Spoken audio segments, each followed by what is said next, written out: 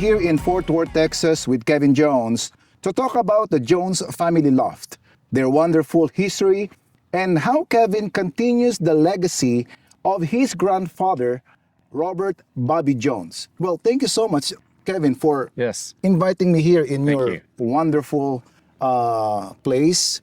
At the back are the breeding loft of Kevin Jones. So now, Kevin, tell us about how did the Jones family loft start? So the Jones family loft originally started with my grandfather. Okay. And that was his job in the Army during World War II, was Nice. to train the pigeons and to get them ready to deliver the messages during the war, and to be able to find the loft when they could camouflage it and move it, and the birds would learn how to search out the loft, because during battle you can't stay in one spot, so the birds had to be able to find that. And then from there, when my grandfather came back from the war, he started flying in a local club and combine, and was very, very competitive and successful there. And then then my dad grew up in the sport from there. So tell me, so what are the things that help you the most, in life that you learned from this type of sport, the racing pigeon? Growing up with the pigeons, it taught me a lot about responsibility, which definitely helped me later in life. When you start getting into real world and jobs and working and stuff, and you have to be very responsible with the pigeons. They can't go without feed, without water. Correct. They're dependent on you Correct. as their handler. Correct. And so the responsibility of doing all the right things for the birds to be successful, because at the end of the day, if you're not doing the right things, you're not setting your birds up for success. And then at that point, it doesn't matter how great a pigeon you have. Yeah. If you're not setting any bird up for success, it's not going to be a champion. So when I lived in San Antonio, Texas for now. And when I moved from Amarillo and started again this hobby, racing pigeon, and started the video, the blogs, and sharing this wonderful hobby, because my purpose is to promote this wonderful sport. And lots of fanciers been telling me, you have to meet Joey Jones. So it got stuck in my mind. Like, So you have to meet Joey Jones. So Joey Jones is Kevin Jones' father. big shoes to fill. Like, you don't want to be the shadow, but at the same time, Yeah. like you have to respect what your father has already accomplished. Yeah. So growing up with that, I from a young age, I think I was pretty much born with a competitiveness. Correct. Like I love competitiveness, and pigeons, it's competitive. Correct. And with my father, it was always what could you do to be better? Yes. Even and this happened many a times. This is true conversations that took place when I was very young between my dad and I. We would take the first 5 places in the combine. Yes. And he would be like, well, what could we have done to take the first 10? Why only 5? Or let's say we didn't win the race and we got 10th. Yes. Why not 9th? Why not 8th? If you got 8th, why not 7th or 6th or 5th? Well, with that mentality, you win a lot of races, Correct. because you're never satisfied. Correct. So my dad's never one to be satisfied when it comes to the race team. And so with his dynamic of that and the competitiveness that we both have, Yes. and me being more of a perfectionist, type of personality, we definitely hold each other accountable. And there's times where if the race team's struggling, I'm like, hey, what's going on? And if the breeders aren't at the peak, and then he's like, hey, what's going on? Yes. We're holding each other accountable. That is nice, which is father and son. You are the 3rd generation. Yes. Of course. Bobby Jones, and then Joey Jones, and now Kevin Jones. I got to tell a story about my sister and I. Okay. And it goes back to the competitiveness part. So when we were growing up, we flew young birds out of two lofts. And it was back in the day when you had like the counter marks and the crank, and like some of the clocks, for some reason you could just throw the counter mark straight in, and some of them you had to put it in a little capsule, and that's taking time, and all that. And I remember we both went out to at the time what we called the new loft, and both of our birds trapped in. You got the little stall traps, you know, you can grab one or two at a time, or you're trying to grab a couple of bands off them, and you let those, or counter marks as you're letting those in. And she grabbed her counter mark, and I grabbed my counter mark. Well, the clocks were all the way back. The clocks were all the way back at the other loft. So we're both running through the yard. Now, as she tells the story, I tripped her. Yeah. But as I recall it, she tripped on a rock in the yard. Like, that's just the level of competitiveness. And she has that same competitiveness, like we're going to win whatever it takes. So it is just proper to call Jones family loft because the entire family is involved with it. Yeah, my mom's involved heavily. She's been a computer operator for pretty much every club and combine in the Central Texas area. And there's a lot of people that have reached out to her for help with the computers because she's really knowledgeable with those. So growing up with your dad, with your mom, how did you enjoy it? What are the things that you enjoy the most? So for myself, it was, which now makes sense later in life, it was always the breeding. The breeding. So the wonder of the breeding process. Just how to create a better, stronger, faster pigeon. So there was a lot of times where, when I was living at home, I was heavily involved with the training and helping my dad, prepare the race team and stuff like that, which he would always give me the details. And if he was at work or whatever, there was a lot of times where he worked really long hours. I would feed the birds, water, whatever he told me to water them. And I remember even being really young, he'd be sitting in the yard on race day, which is just like, it's his moment. Yes. And for me, I would just go to the breeding loft. Yes. And go through the cocks and the hens and just every detail, everything that is on a pigeon, I want to know about it. The vents, the feather quality, the throat, the eyes, everything. It's like a puzzle, right? Like I'm trying to put the perfect puzzle together. Yes. Some pieces are bigger than others. Some pieces are a little bit smaller, but it all matters. Everything matters if you want to be at the top. So knowing that your grandfather was a successful racing pigeon fancier, and your father, and your grandfather used to do it scientifically because he used to work in the army doing that. Was there a challenge within you, or it comes naturally to learn the process of breeding champion birds? When I was a kid, and then like everybody's talking about my grandfather and how great he was at breeding, plus racing, plus just every aspect of pigeon racing. So yeah, absolutely, there was the pressure of like how can you ever live up to that? Just everybody here, all these guys that I'm a kid, very young, looking up to them and idolizing them, and they're all idolizing my grandfather and how amazing he was. So yeah, it definitely drove me to be the best that I could, and even though he's not here, I want to make him proud. Correct. Correct. So that drove a lot of my early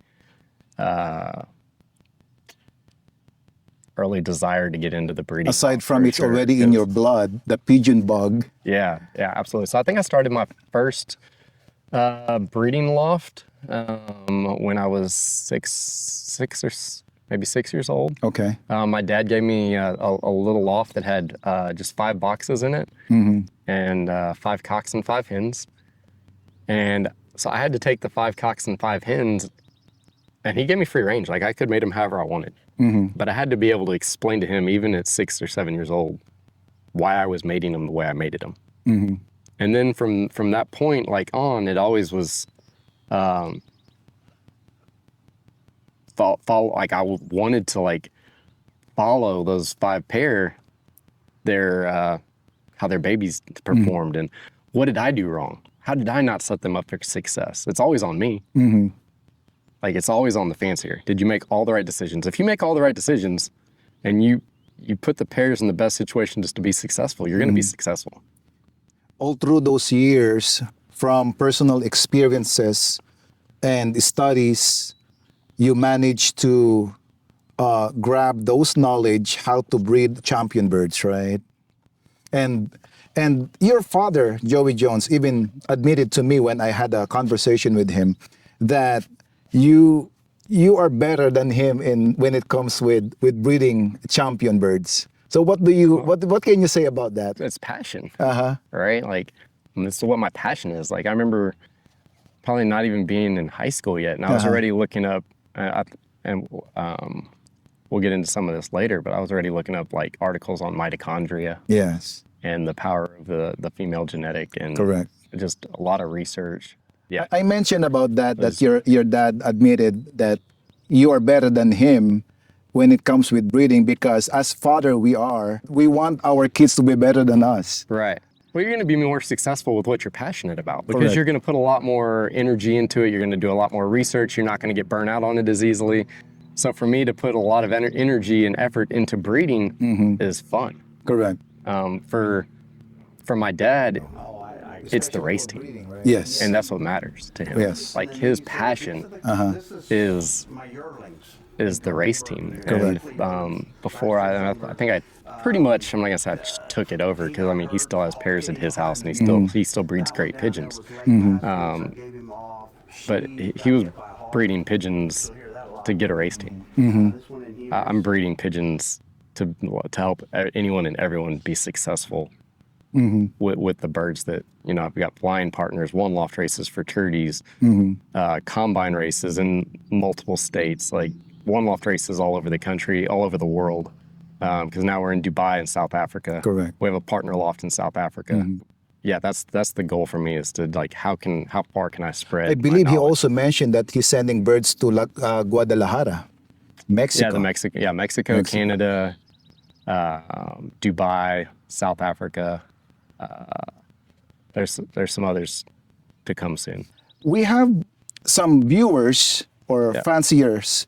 Thanks to all the questions. I mean, it was overwhelming how many questions came through. Especially when I mentioned that I'm going to interview Kevin Jones in Fort Worth, Texas, and then I talked to Kevin. Why don't we, ask them to post it in Facebook? Right. And now we are going to answer. Kevin will answer those questions so that he can share some of the knowledge that he can share with us, how to become a successful breeder, racing pigeon fancier, especially the changes happening in regards with the combine, with the club racing, and now what is becoming popular is the one loft race.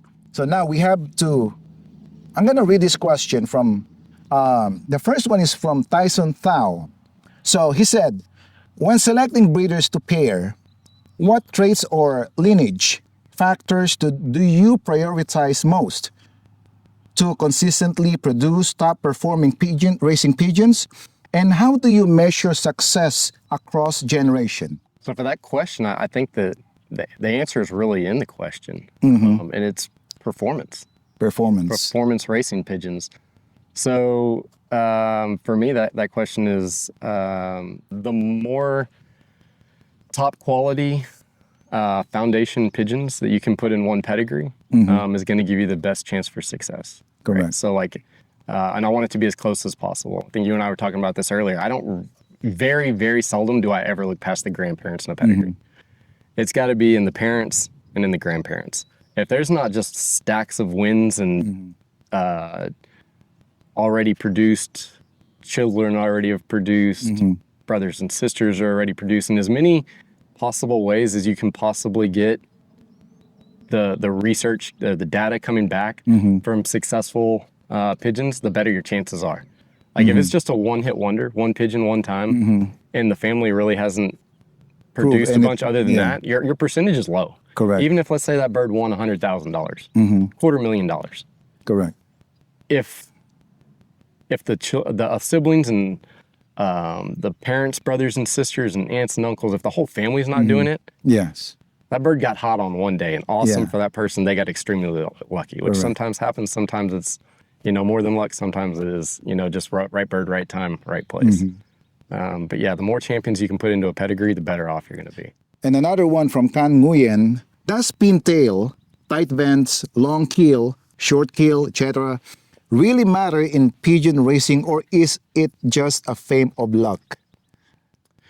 Yeah, so on that one, one of the things I've talked about is I view the entire racing sport of pigeons as a percentage, right? So to me, in the way my mind works, even in the breeding loft, everything's a percentage. So the more blatant weaknesses a pigeon has, the harder it's going to be to breed around those. Correct. Right? Like if the closer I can get in my head, I've got the clone of what I would consider the perfect pigeon. Is there a perfect pigeon? No. But in my head, I'm breeding towards something that is desirable for me. Yeah. Right? I want it to be nice in the hand. I don't want weak vents on a bird. I don't want a weak back for sure in a pigeon. So I think those things do matter.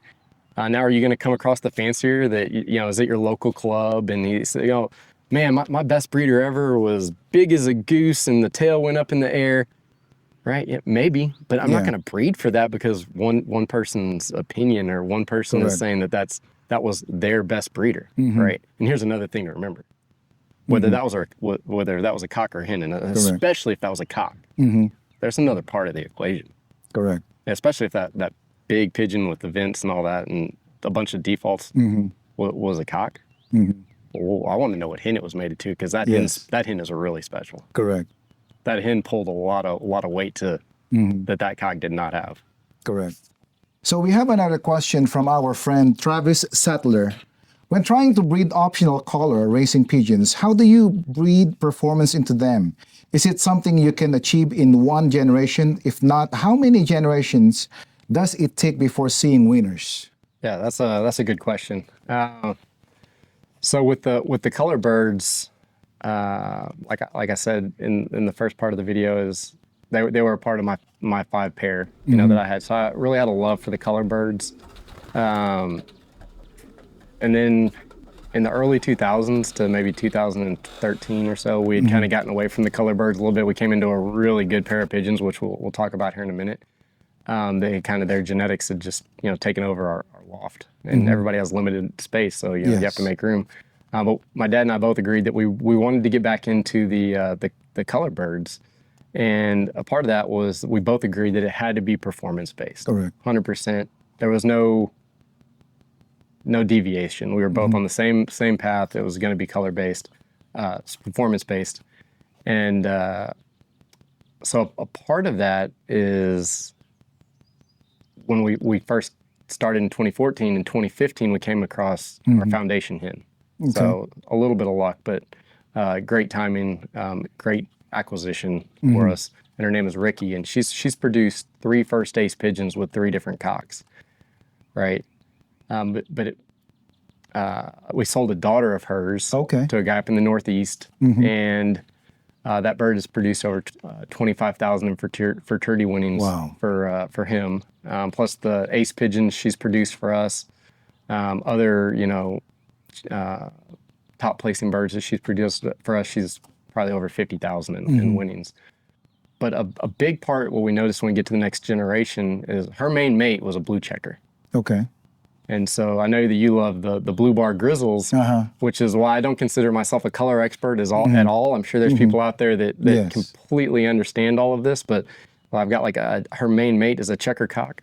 She's just a regular grizzle, not a blue bar grizzle, just a regular grizzle. Okay. And they produce probably 50% of their babies are blue bar grizzles. You don't focus on only blue bars in my loft. No. Performance based, and you utilize their color. Yes. So to answer Travis's question, I think a lot of what can help people expedite their process into seeing much faster route and a much faster route to success in performance is going to be, don't take grizzles to grizzles to grizzles to splash to grizzles, right? So we're taking very successful blue bars and blue checkers, and we're breeding those birds into our grizzle. My dad and I have a specific band sequence that we use for the grizzle birds or the color birds. So we know that if it's got this band number on it, it's from a color pair. A lot of those birds are blue bars and blue checkers. even though they got the color bird sequence on them, because that's going to happen when you start crossing in. But I think it's a much faster route to get to if you were looking for dark grizzles or grizzles to be performance based, you're going to have that offset with, I need to bring blue bars, blue checkers, and color birds in, or regular colors into the color bird. Into bird. the, And family. You'll see right? them much faster. Correct. Right now, not every baby's going to be grizzles. Like, you're not going to have 100 grizzles on your team, right? Because not every baby is going to be a grizzle out of it. But you're going to get the grizzles you do get are going to be a much faster route to performance success. Right. And with the darker grizzles, we really haven't seen any setback in performance from a blue bar or a blue checker. Like the blue bar grizzles, the regular grizzles, they'll perform just as well as any blue bar or blue checker. Which is nice. Now you start getting into whites, it's a different story. It's a different story. I think they're a target. Yeah. Right. Like those birds are a little more difficult. Yes, that's true. We have another question from our friend John J. Mick. How do you evaluate the genetic potential of a pigeon that hasn't raced yet? A lot of that's going to be based on the pedigree and what data you've collected. Okay. Based on how the siblings have performed. Right. Like there's specific traits. Like I've got a pair that if I get a hen and it's a blue bar tick, it's got a little tick on the eye. Like that bird's going to a big money race, because through the past years of having that pair together, the blue bar tick hens, that they fly really, really well. So that would be just one example of using just knowledge of, like, that's just a physical trait that I can see. Okay. Other than that, you're going to be looking at, like, how does this bird handle versus its successful siblings, right? Okay. Like there's certain pairs that, if the bird handles a certain way, it's probably going to be more successful as a percentage than other birds from that same exact pair. And that's just taking the time to study and understand every pair and what babies, how they handle them. Are all the babies handling very similar from a certain pair that is successful, and some of the others that handle more like this aren't as nearly as successful on the racing team? Well, then these birds go to my dad, for the club and combine races, yes. and they'll still do fine. But these birds over here that handle like the successful siblings, I'm gonna send them to a one-loft race or where there's money involved. And he has a follow-up question with that. How early can you tell if a young pigeon has what it takes to be a top racer? So he breed already, right? He breed already the birds, and there's a young bird now. Yeah, How early you can tell? I start looking at babies and I check every baby in my loft 2 to 3 times a day. Okay. Right. So like I'm really tracking like how certain birds act, how they are in the loft with the other pigeons. I really like a bird, like, when all the young birds, like you feed them and they come down, like a lot of the young birds will run up under the box. If you get like a 1 or 2 young birds that'll come out, like it's not even phasing them, and they come out and they just go to the feed trough and they start eating with the older pigeons, and it doesn't, like, it's just second nature to them. It's something that's just built into that pigeon. Like, I'm going to tag that bird.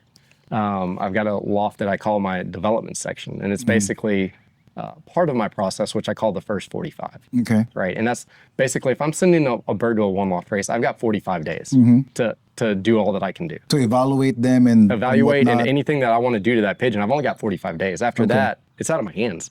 I'm not passing it off to my dad, like, club and combine, and can tell my dad, like, hey, keep an eye on this checker, this blue bar needs this, kind of just keep working with him, and it's a smooth pass off. I'm sending it to a one-loft race, and it's out of my hands now. So those are the crucial stage of before you send the bird to one loft race or the combine or club racing, the first 45 days. That's all I got as a breeder. I don't fly here, right? There's no landing boards, there's no traps. I don't fly from this location. So I've got 45 days to figure it out for pretty much every baby I develop, and that's why I've developed a program that I have that I call the first 45. First 45. That's the first 45 days of the baby's life that I've got to make all the difference that I can make before it's out of my hands. That's good to know. So I have a question from our friend James A. Robertson.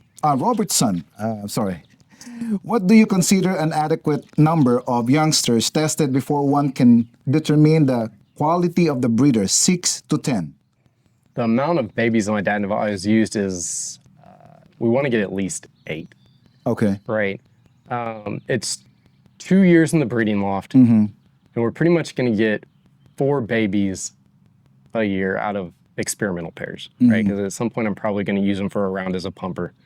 That's if they're experimental, haven't been proven, they're going to raise 4 of their own. They're going to raise 2 for me as a pumper. I get 6 babies from a pair. For me is good. I can push them to 8 and raising 8 babies off of a pair, and still keep the quality of the babies and still have the parents giving them adequate nutrition if I need to. But they're going to get 8 babies before they either go to the retirement. It has a follow-up question. Good question is this one. The concept of horses for courses apply to pigeon raising, and if so, to what extent? Do you believe in that? Yeah, yes and no. Okay. I believe that there's specific areas in the country where it's horses for courses. For example, Florida. For some reason, there's just certain birds that fly very well in Florida, and Yes. some birds that just Because of the weather, something like that. Something's going on there specifically. When you're going to one loft races, I actually feel that it's more of an influence as to how the handler handles the birds and the training process. So if say for example we train our birds very hard, especially as young birds, they're going. There's some years where my dad's combine flies a midweek race, 7 or 8 straight weeks. You ship on Friday, fly on Saturday, ship again on Tuesday for the midweek race, fly again on Wednesday, and there's birds that will send to 14 races. Wow. So when you are building a loft with birds that fly like that, if you send them to a one loft race, and it's the type of one loft race that lets the birds out a few times a week and kind of just go fly, I got to go to work because this isn't my primary job, go fly and hang around all day. Like, it's probably not the race that we're going to be the most successful in. Correct. So I think actually how the handler handles the birds versus how you handle your own birds is more of a influence on the results versus specific courses in most situations. There's some parts of the country where I feel for some reason it's very specific. There's one that I want to hit on here.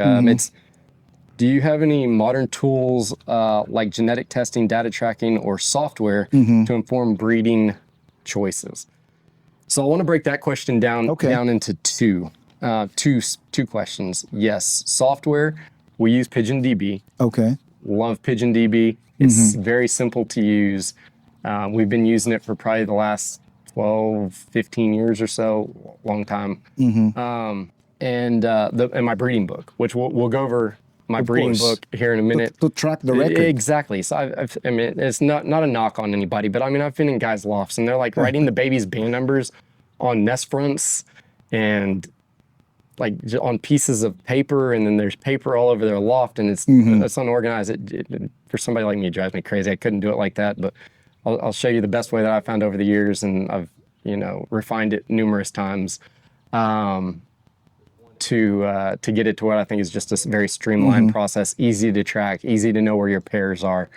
The second part to that question is genetic testing. Okay. Right. So the pair I was telling you about earlier, best pair we've ever owned, up to the point where we genetic test. I've got some pairs now that'll push their siblings and babies' performances and stuff. But at the time, the pair had produced over 120 times first or equal first, over 400 times in the top 20, 8 generations of first place winners. Nice. Right. And it's all in our loft, which is a whole nother story when it comes to, I'm getting 8 generations in and people are still asking me, well, what strain is that? I'm like, it's Jones family loft strain. Like, I've bred it for 8 generations. I'm not tracking this thing off of 2 pedigrees, 9 generations back to tell you where I got the bird from. Like, it's a Jones family loft pigeon. And I sent in, I took the 3 best children out of the pair. I took the 3 best grandchildren off of the pair. And I plucked all the feathers and the blood and everything they needed for this genetic testing. And I'm sure some people are going to be like, genetic testing's, the holy grail, but for me, it's not. So I sent in these 6 birds. The results came back awful. Awful. Like, these are birds that should have already gone to the retirement loft. Like, there's nothing. I mean, like the CTCCZ CTC. It was awful. I had no CCTT in it. It was all CT. What I mean, so all the results showed that those birds should have. So after that, I never put another ounce of energy in it. There might be something to it. For me, it's not. And this one, I like this one because Young Thao, what is the one thing that you felt was most impactful to your racing pigeon success? And what is the common denominator among all your best breeders and racers? I'll say that with all of my top breeders and the most successful racers, they have extreme feather quality. Feather quality. The feather quality is something that a bird, in my opinion, has to have to be successful. There's no negotiating it. The feather quality has to be there. If they don't have superior feather quality, you're gonna have to breed it into them. It's gonna be an uphill battle from there. When I'm sending into a big money race, like I'm absolutely tracking the feather quality of that bird. How is every feather the way I want it to be? What do the underneath feathers look like? I'm definitely tracking. So we have another question from Benson Herman. Do you think champions are born or raised?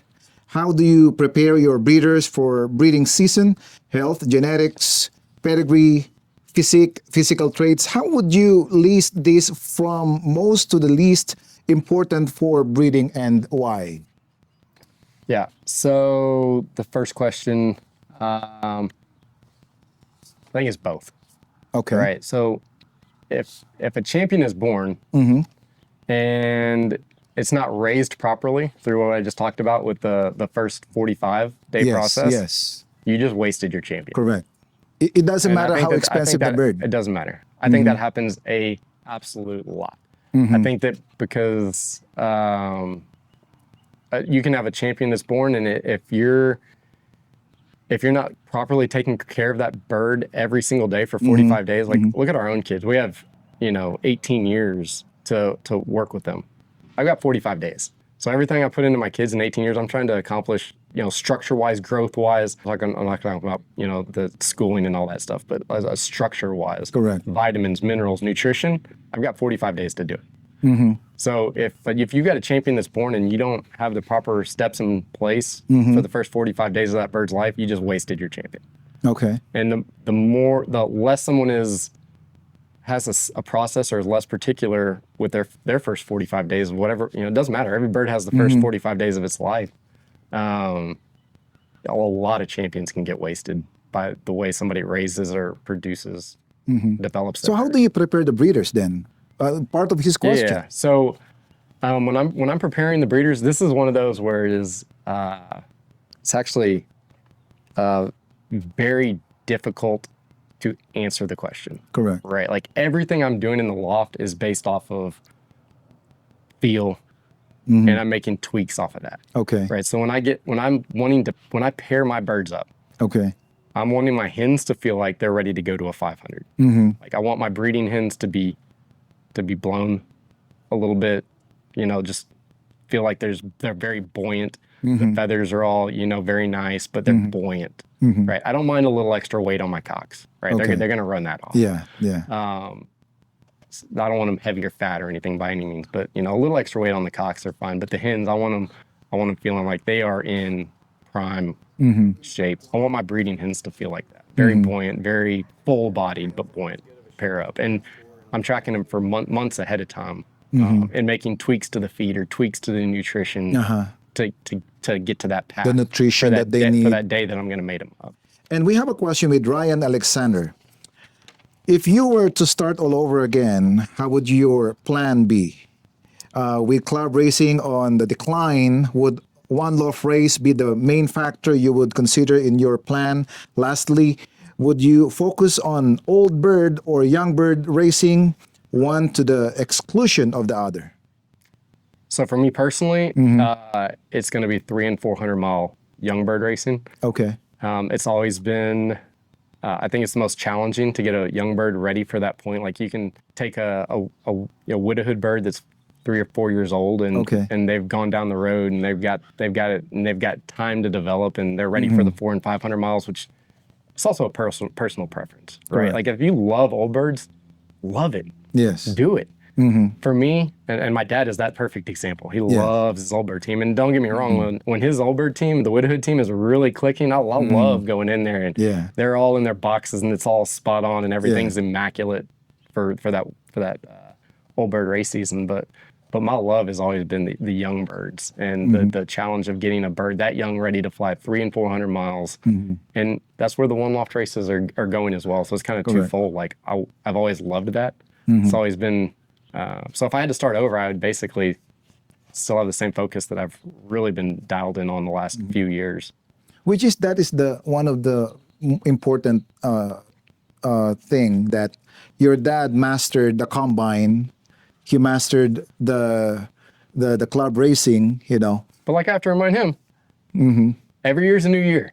Every year's a new year. Because you won last year doesn't mean you're winning next year. You got to stay hungry. Correct. You got to stay hungry. And also, you know, the Jones family loft managed to adapt with the evolution of the racing pigeon sport, from combine, club racing, now to the one-off race. So that's part of what we'll talk about later as well. But like that adaptation, or the only way to adapt, and for the sake of the video, we're going to say, look, I don't care what people do with their breeders. You can build 2 sections that are 30 feet wide and 100 foot long, and every bird that doesn't meet the breeding potential, or like we talked about earlier, the two-year process, you can put cocks on one side and hens on one side, so they can't get together and never reproduce again. Okay. If that's the way you want to get birds out of your breeding program, by all means, go for it. But it has to be done. Yes. That's the only way that you can keep up with the evolving sport. Yes. Is to make sure that your breeders are also evolving at the same rate. Correct. Which is also another, I've got a method that I call the 25-50-25 rule. Okay. And I think we'll get into that in a little bit, but it's that method is you have to have it or you're going to fall behind. And I have one here from Yad Rick. How do you balance instinct, experience, and science when making breeding decisions? It's all about breeding again. And in your view, what makes breeding great racers more of an art than a formula? This one, I kind of went ahead and did a little. This is probably the only question that I did some research in advance research on. By definition, the art of something is to have skills in the desired field based off of experience. Been breeding pigeons for 35 years. The study and observation. I'm very deep into studying and observation, especially observation in the loft. You could also call it a formula, though. Yes. And that's where, it's funny, this actually just came up as the next question. The 25-50-25 rule is a formula to success. So if what the 25-50-25 rule is let's say I've got, let's say I have 12 pair of breeders. Okay. All right. Everybody's different. You're just going to have to break this down on your own. I'm going to use 12 as an easy number to work with, right? So I go into my first breeding season, and let's say I got my 12 pair. I don't care how you track it. You can duplicate my breeding book, which we'll show you here in a little bit, and track the results. I don't care if you fly in a club, a combine, one loft race. If you fly the birds on your own and never mix them with a club, you should still put certain colored spirals, even if you don't band your babies. You've got to track it. You can put certain colored spirals on certain colored birds at very minimal. If you're going to take them 150 miles down the road on your own, you know what spirals are coming in, or you know what colors are coming in, or if you're like, most people and you have them banded, you can see the numbers on the pigeons. You have to track how each pair performs every single year. Okay. So the 25-50-25, which my dad and I've actually been using for a long time, is your top 25%. Here we go with percentages again. Which in 12, it's going to be 3. So if you have 12 pair, your best 3 pair are going to get remated. Okay. These 3 pairs were your best performance pairs for your XYZ. Okay. Those 3 pair, you're going to remate the following year. The next 50%, okay, that's going to be your 6 pair in the middle. They're going to get remated and get a second chance with a new mate. Okay. All right. They did good, but not as the pair threes, right? Your bottom three, they're going to your 20 foot by 100 foot loft that we talked about. That's splitting. They're never reproducing in my breeding loft again. They're out. Okay. So now you have the bottom 25%, right? Which now is 3 pair, 6 birds you're gonna have to replace for the following breeding season. From that, you have a couple of options. You can either, which I like a mixture of both, right? Like from these top 3 pair, bring a son of pair 1 and a daughter of pair 2. There's one of your 3 pair right there. Bring a hen or a cock off of pair 3 with intention, and bring in 2 or 3 birds from a new fancier that you've done a lot of research on. Like, do your research. Correct. Like, don't just go out and buy birds because they're at a certain dollar amount. Don't go buy birds because, somebody else had a pair. If you might have a great line of, certain birds that don't fit my birds, right? Correct. Don't go do it just because somebody else is doing it. Yes. Right? Do your research. Correct. Right? Then you're just going to run that same process every single year. Correct. 25, 50, 25. You're gone. 25, 50, 20. Well, you're going to continue to get better. You have to, because you're only breeding Correct. upward. And that is the formula of That's the formula. Jones Family Loft. Did you just spill it to our viewers? It is. Look, I consider a secret something that most people aren't doing. I would say most people are not breeding with that formula. So yeah, I guess it's a secret to some people. Which, it's good that you shared some knowledge to our new flyers that getting into this type of hobby, right? And which our next question. We have Mark. If you could pick one trait to pick your breeders from, which would it be? Race, record, buoyancy, tight vents, strong back, round body, eye sign, size, pedigree, throat, etc. So he wants you to pick, the quality or traits. Breeding pigeons is like a puzzle. Yes. And every puzzle piece is a different size. Correct. Right? So there are things that I value more, like we talked about feather quality. Yeah. That puzzle piece is going to be bigger. Yeah. Than say something else, like what the beak looks like, right? Yeah. That puzzle piece is like that big. What the eyes, everything's gonna have its own shape and size, and everything matters. Like I talked about, like the underneath wings, the vents, the wing bone. Like if it's on a pigeon, Yes. eyes and the throat, on the body that I can feel. If I can find it on a pigeon, I'm looking at it. It's important to me. Correct. Eyes are important to me. A lot of Yes. people completely disregard eyes. And I think a lot of people disregard it because it is very difficult. And I was fortunate enough to learn from the absolute best.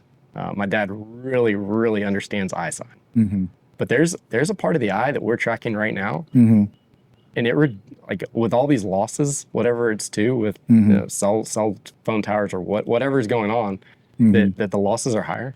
Yes. The birds in the breeding loft that have this specific eye sign part of the eye, their babies are getting lost a lot at a lot lower rate. But okay, back to the question. If I had to pick one, it's not going to be a physical trait. It's going to be character. Correct. Birds with character are they're a lot more enjoyable in the loft, right? I mean, I don't want a bird bouncing off the wall. You can be the best breeder in the world. If I walk in the loft, the expectation is that you do not get off your nest. If I go to check your eggs or babies, like you better be fighting, or you're not going to be in the loft for very long. So yeah, it would be character. So Steve Cipula, given the choice, would you develop separate lines and cross to raise or breed to produce one family? For me, I would breed to one family. From multiple families to kind of consolidate it down, and then I can always take that one family and I can bring another special pigeon in at any point. So breed it down to one family, like we talked about earlier with the pedigrees being important. Paper doesn't fly, pedigrees don't fly. Correct. But that's where my dad is, right? It's fine. Everybody's got their own beliefs, but to me, a pedigree is very, very important because that's what I'm tracking my data on. Correct. That's where I'm what entering about to into say. Pigeon DB, Yes. right? My database is what I'm putting into my pedigrees, and I don't put that in there for people to buy or not buy my pigeons when I post them for sale or when somebody calls me. the information and the race results that are on the Correct. pedigree, Yes. that's for me. Correct. That's how I track my 25, 50, 25. Uh-huh. Right? Like, I mean, yeah, it would be real easy to put on every pedigree. Foundation breeder, amazing. Race results. Race, but if you go to, I want the race results. I want to Correct. see the distances of what these birds are being successful.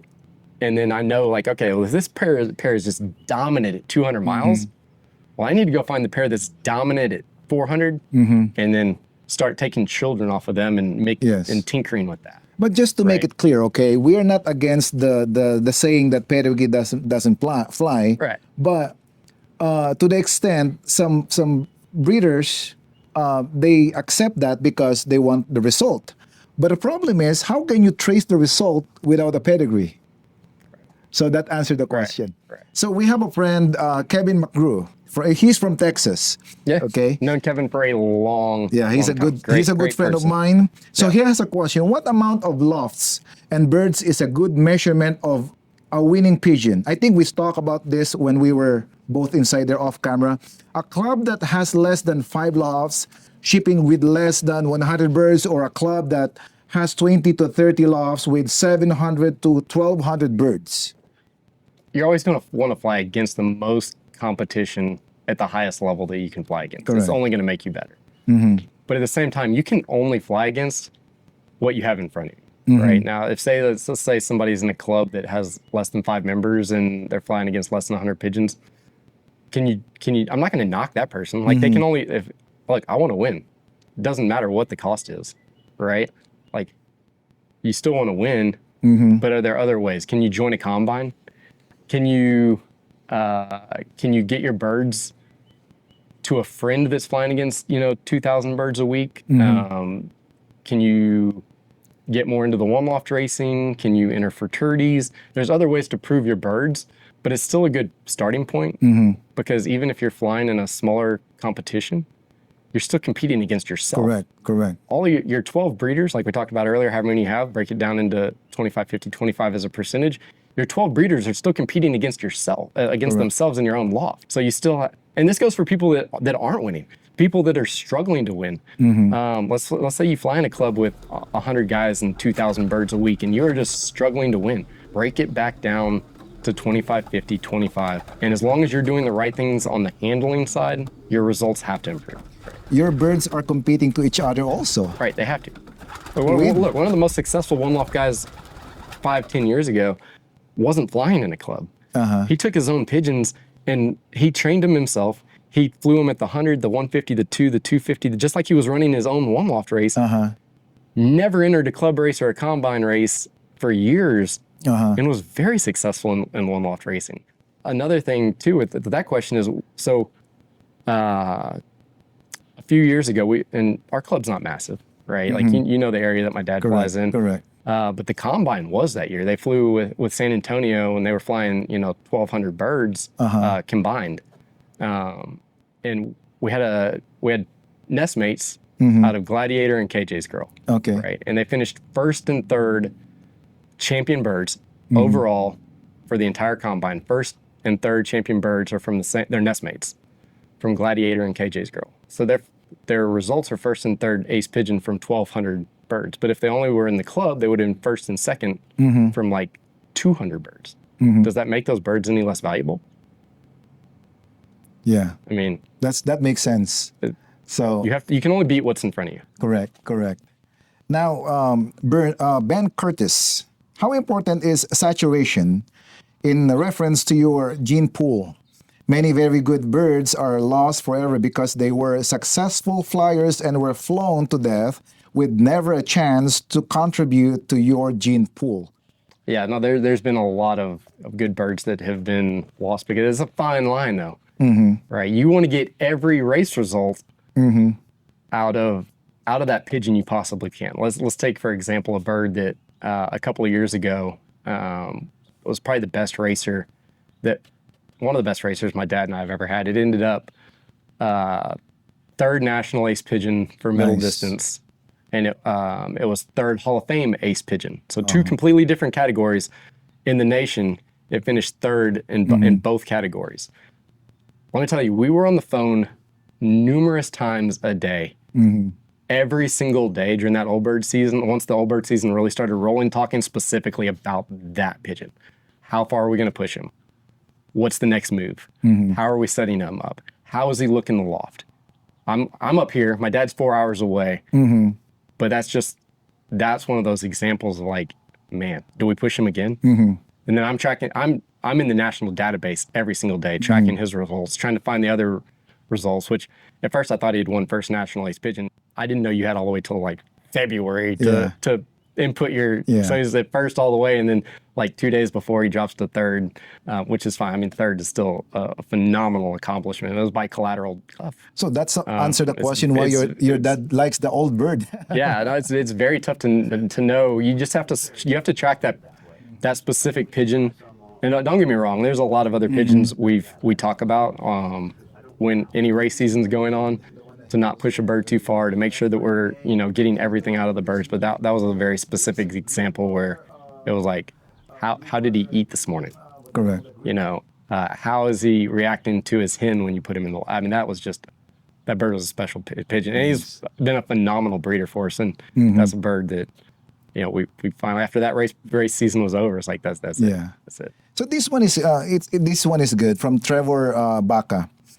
Do you fly the same birds in club racing as well as one loft racing? If so, is there certain traits you look for in a bird when sending to the one loft races? So the first step in almost every pair that we put together that has, even if the brothers and sisters have already done it, and this is the first year for the cock and the hen in the loft, their babies are primarily going to fly in the club racing, because too many times they've you might think that they're going to be great, but they end up in the bottom 25%. So I don't want to take all that time and energy and money to put them into their babies into one loft races. The club and combine racing will always eliminate your 25%, and I don't think that that's going to change. Correct. If it's club racing, one loft racing, fraternity racing, Canada, Mexico, Dubai, South Africa, like your bottom 25%, it don't matter what you do. They're Taiwan. They're not going to, Taiwan, China, they're not going to make it. Right. So I don't want to spend a bunch of money on a 25% pair. I'd rather just that they go to the retirement loft before we get to that point. But the pair in the top part, I'm definitely going to take their babies next year and give them a your top three pair. If you want to get into one loft racing, that's where you're 75-80% of the birds you send to a one loft race, especially if you're newer and just getting into it, they should be from that top three pair from the year before, because that's going to, percentage wise, it's going to give you the best chance. And I want to add this, piggyback to that answer. In the difference between club racing, you train your own bird. In one loft race, you letting the loft manager train your birds. Right. So you have to send your birds to a trusted loft manager, right? That is also a reason why we have partner lofts in different parts of the country, like that'll fly our pigeons for us and test them, because I want to know how these birds are doing, not just for us. Okay. It's just more data that I can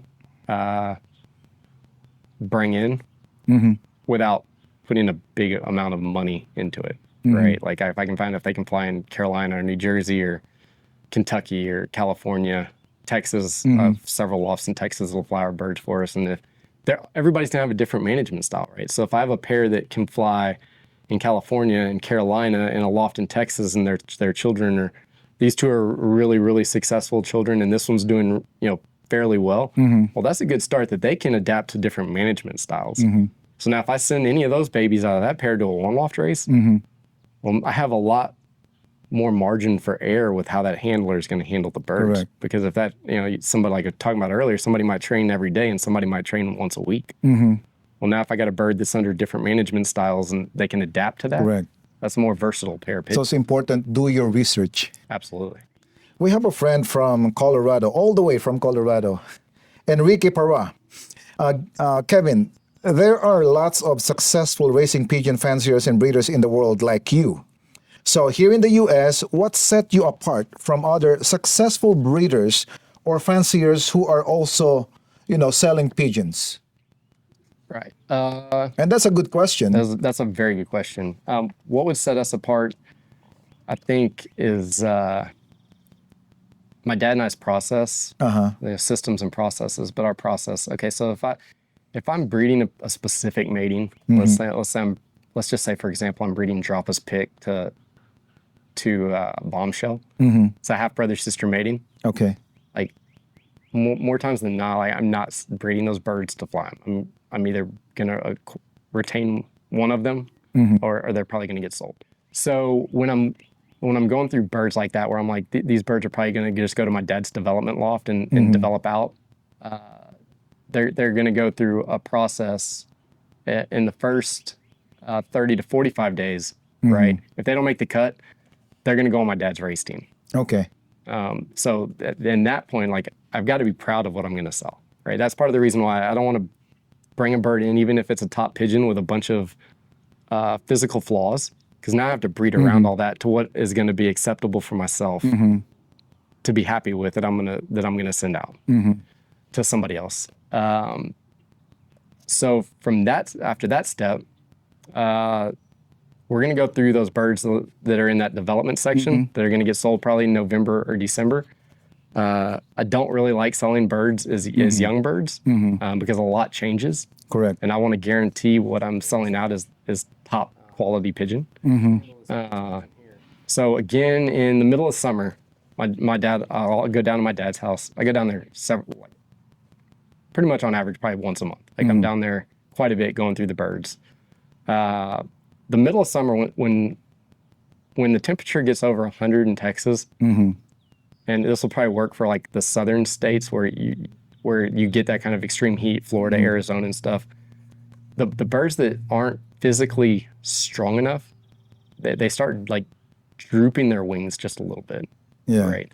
So now our young bird season's already rolling. So what am I going to do with this pigeon? Right. Like it's not going to meet my criteria to sell. We're just going to say it goes to the retirement pen, the 20 by 100, 30 by 100 foot retirement section, and that bird's not going to get sold, right? So then we'll do that again in late summer. We'll do it 2 times during the summer because you can really tell a lot about the strength and physicality of a pigeon during the summer. And by the time we'll start selling birds in November. A few weeks before we start taking the pic, my mom actually does all the pictures and everything of our birds. We'll go through them one final time, but by that point, there's not much left that's gonna go out. Yeah. But yeah, there's at least 4 separate stages where we're gonna go through every bird in the sale pen and evaluate. So what is the guarantee of Jones Family Loft for the new fanciers who would like to acquire from Jones Family Loft? So it's the same guarantee that we've always had. We will guarantee that you'll be 110% completely satisfied with the pigeon when you receive it. Right? We've been selling birds, really selling since around the year 2000. We sell out every year, right? Which is where I want to be. We don't have massive fly pens with hundreds of birds and all that at all. We just don't have the room for it. It's not, we don't sell, right? But my dad and I, neither one of us sell pigeons for a living. Correct. Right. Correct. Nor do I want to sell pigeons for a living. I Yeah, sell we're pigeons. just making it clear, right? Yeah, right.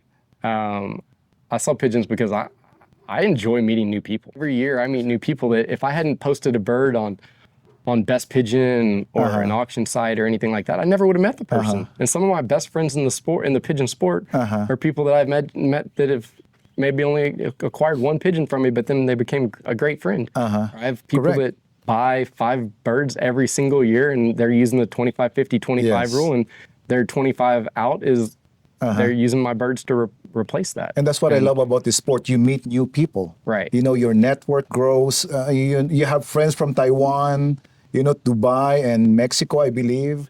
And it made me smile a little bit when you mentioned that when the birds doesn't meet your cut, it will be sent to your dad, to his race team. I added to my back of my mind to be donated to the hawk. Well, no, let's get it clear. The bird, we have had so many pigeons over the years that we have not met our physical trait criterias for being something I'm going to be proud of. Right? Back to we've been selling birds for 25 years now, and I can count on one hand how many birds we've had replaced. Okay, more times than not, it's because I try not to guarantee cock or hen. Some people want it, I'll try to guarantee it. Like when a bird is 6 months old, 7 months old, like we're doing the best I can. My dad and I are sitting there looking at the bird. We'll take the time to put a pigeon. If you really want a bird, we'll take it and put it in with a hen, put it in with a cock, see how it acts.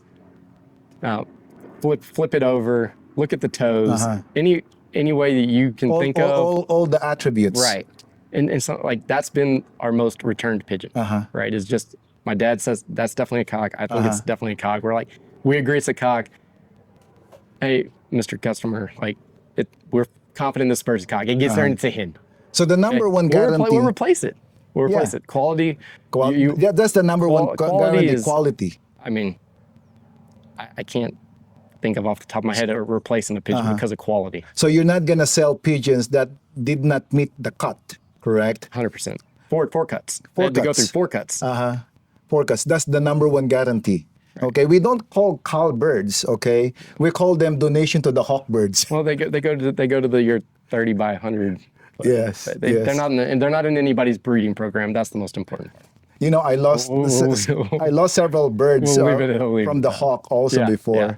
And I mean, you know, giving back to the nature. Yeah. So the funny part too is what I was going to say is that there's been so many birds that haven't met our criteria to be sold. And then they go down to my dad's and they're like top racers. Like just that's what I'm about to say. Set it on fire. Like just, it's like. They won the club racing or the combine. But if I had sold that bird to somebody, they would, well, you know, the vents are, you know, a little too the keel is this. Part. But when you look at it, the birds that you generally like that, they don't have numerous flaws. Correct. Like you're not going to find a bird that has a weak back, that has a weak fin, that has a bunch of weaknesses. Right? It's usually one small thing. And when we're eliminating the birds out of the sale pen, it's minute things we're talking about. I'm not talking about vents that are like this. Yes. Right. Or, you know, a back that does this. Yes. I'm talking about a back that does this. And correct. It's not something that we want. Well, Tracy, Norway Lions, what is one piece of advice you would offer to new flyers breeding for the first time? So it's about breeding, you know, new flyers. What is your advice to our new flyers? So Tracy's a good friend of mine. Tracy has had success with my birds. So she started off, and I didn't know this at the time, but she didn't even have a loft. So she was getting birds from me, and I was helping her out and sending them to one loft races so that she could test them out while she was building her loft. And those birds, you know, I'd agreed with her that, you know, she would get them when the races are over and stuff. But somebody that is flying or breeding in their first year, I would say, you know, kind of the things we just already talked about. You get into the 25, 50, 25 as fast as you can. It'll definitely help with your breeding throughout. It'll just help your process of getting to the top faster. And then like start slow, you know, start with, you know, half the amount of pairs that you believe your loft can hold, and see how that feels, right? You might have thought, like, somebody told me I have 20 boxes, I can get 20 pair, and then you get 10 pair in there, and you're like, oh, now that the birds are actually in this loft, like 10 pair is plenty, right? Or maybe 11 or 12 pairs, plenty. Maybe people start realizing, like, I don't have room for 20 pair, but if you get 20 pair, it's much harder to start, like, now you're working backwards, right? You're like, well, now you're 25% that you were going to replace. That's just to make room now, you know, in your loft. Something that when you can, and I still look at it a lot, is I want to make opposite colored eyes to each other, right? Not to get too far into the eye sign piece, but if I've got a hen that I'm looking at, and I narrow it down to, like, I'm going to, based off of the physical traits, bloodlines, everything, I'm going to narrow it down to these 2 cocks, and she's a pearl eye. If it's just a toss up, like, I'm going with the yellow eye. Am I dead set on that? No. Like, I've had really good pairs that are pearl to pearl. Generally, the pearls aren't the same, right? Gravel pearl with like a kind of a more flat pearl. Or, what I can tell you has never ever worked for me, ever, to the point where I will not put a pair together. Is a washed out pearl. Some people call it a fisheye pearl. Yeah. A fisheye pearl to a fisheye pearl. and a flat yellow to a flat yellow. You do bull eye, pearl? Bull eye, go anything. Either way. That's like my wild card. Yeah. Like I'll mate a bull to a bull. I'll mate a bull to a yellow. I'll mate a bull to a pearl. Like the bull is kind of like my wild card. Yes. Right. But when things just don't work over time, like I'm just not going to go back to them anymore. I'm sure somebody can post like my best pair ever was 2 fish-eyed pearls together. Awesome. I'm not going to chase the low percentage. Yeah. Right. As a percentage, it's not going to work. So this is my personal question to you. There are times that there's a demand of breeding as much as you could. How many clutch of babies you not to overwork the breeder, you produce for a season? For example, this breeder, how many clutches? And then you pamper them, the other eggs. So I'm a little bit conservative with some of my like top, like what we're looking at, like franchise, Ricky, the hen side. Like I'm much more conservative with my hens to the point where because we do not want to overwork them. Overwork the hens at all. A lot of years, I'll have 2 hens for each cock. Okay. For my 8 individuals, my 4x4x7s, right? I don't want to work those hens. I'll grab a round from them, use a pumper, put a different hen in, set up a different pumper for them. Probably go back, depending on which hens are available in the hen loft. I might go to a different hen. I might go back to the first hen. At that point, I'll probably let them raise around. Yeah. But now with the baby that I'm, we'll get into that in a little bit when we go into the loft. But there's ways where you can track the eggs, the babies, when you're banding them, to set your pumpers up to make sure that they're ready. And not to get too far into the video, but I'll give a little lean in. Yeah. Not spilling all the secret. Yeah. So you basically you want your primary pair to lay earlier than your pumper pair, right? Correct. I've got 5 days on the front side. My primary pair can be 5 days early. They can lay on the same day, but they can only lay 2 days late. Okay. After 2 days of my experience, that pumper pair is going to quit the eggs. Right. With you have the a lot cock, more. there's no problem. You have more room for air on the front side. Yeah, and we'll get into ways where you can hold the egg. So I can get about almost a 15-day window on the pumper pair. Oh, okay. So like, let's say 2-3 clutches, that's it for the season. On the hens, I'll probably go 3. On the cocks, a little more. Right. Yeah. With the cocks, there's no really problem with that. Right. But with the hen, we want to be conservative. 3's good number. 3 is the maximum. If you can get six babies off a top quality hen, You're good.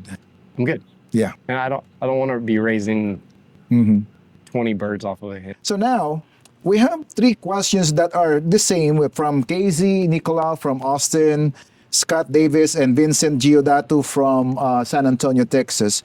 How do you handle all the responsibilities, being a father, husband, working full-time, while having the pigeons as your hobby? And last, what keeps you going? Because we know that this hobby is demanding. You need to provide the best of And the I don't best. sell pigeons for a living. You don't sell the pigeons for a living. Yeah, exactly, right? So, Because you need to work also, right? okay, so for myself here, that is 100% also the reason I don't have a flying loft here. Right? Like I have to be able to balance that. I got 3 kids. We've been doing select level sports with the oldest one since he was 4, right? And now the daughter is into soccer. The youngest one now is 5, so we have 10, 7, and 5 is how old they are now. When we moved to this house, the oldest one was 2. Okay. Right, so this is kind of all, but even with a 2-year-old, like I don't have the, you have to balance out what your level of expectation is for yourself and how you're going to go about that, right? So like if I'm going to put a racing loft in this yard, I'm going to be in it 3 hours a day, 2 or 3 hours a day. right? I don't have 2 or 3 hours a day. I don't. Like between work and the project that my wife and I are on right now, it's an hour and a half from the house. And you know, Kids activities. kids activities, you know, my yard, right? Like I'm obsessed with Bermuda grass and in the yard, right? So now like I've got to figure out if I'm going to bring on a racing loft, I've got to cut somewhere. My personality trait being perfectionist, things are really going to start spiraling, right? Because like if I want to be a perfectionist at the racing loft. Well, I want to be a perfectionist still in my breeding loft. Well, I want to be a perfectionist in my yard. Correct. I want to be a perfectionist. We haven't even talked about this with my gun, right? Like I'm very into Can they hire you for the lawn? I was saying the lawn is really nice. There's a lot of people. You can even play golf here. You could definitely play golf here. I've got friends of ours, lots of friends, and they, you know, like, hey, what do I need to do to get to my yard to look like yours? All right, well, do you have, how many hours a day do you have to put into your yard? Yes. Right? Because if you're not willing to wake up at, you know, 5 o'clock in the morning and go to bed at 11 o'clock at night, right? Something's got to give. Correct. Right? Because there's times where I'm in the loft doing part of my first 45 before I've got to go to the job site. That's an hour and a half away. Correct. Right? And I got to drop the kids off at school. So baseball, soccer. If I want to be in the loft, it's got to be at like 5 a.m. Correct. I've got to be knocking out things already at that point. Correct. Then I got to come back in and get the kids ready for school. Then I got to drop them off. Then I'm going to the project. Then I got to be home. You know, there's a lot of moving pieces. You know, on top of the fact that my wife and I play a lot of pickleball. Yeah. Right? Like that's it's a lot of exercise. And some people say it's not a sport. Well, when I can go up there for a couple hours and burn, you know, like I think it's part of the Olympics now. 12 to 1,500 calories, and my heart rate's staying, you know, at 120 for a couple hours. Like it's not doing me any. I'm not harming. You know, it's got to be healthy. It's all about the dedication with what you love. You love your family. You love the pigeon sport. It's about life balance with your dedication.